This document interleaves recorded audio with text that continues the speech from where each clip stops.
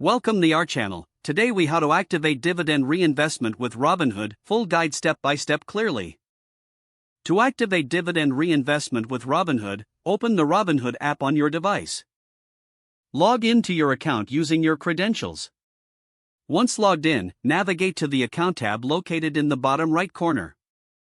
In the account section, select investing from the options available. Locate and tap on dividends to access dividend settings. You will see a toggle for dividend reinvestment. Switch the toggle to the on position to activate reinvestment. Review the information provided about dividend reinvestment. If you agree with the terms, confirm by tapping Enable.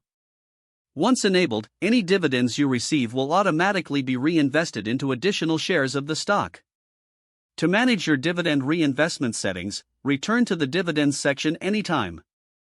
You can also choose to disable reinvestment in the same manner if desired. Remember that not all stocks offer dividend reinvestment, so check individual stock details.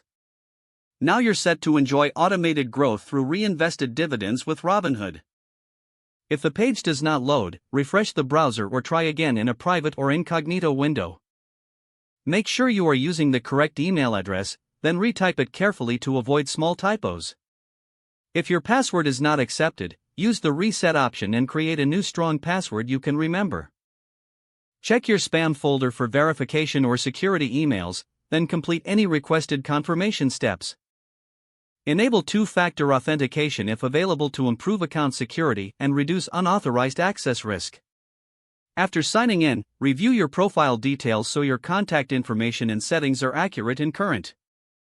If you see an error message, note it down and try again after restarting your device and internet connection. Log out when you finish, especially on shared devices, to keep your account and payment information secure. If the page does not load, refresh the browser or try again in a private or incognito window.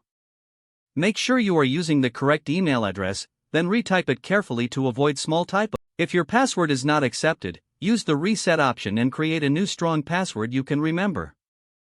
Check your spam folder for verification or security emails, then complete any requested confirmation steps.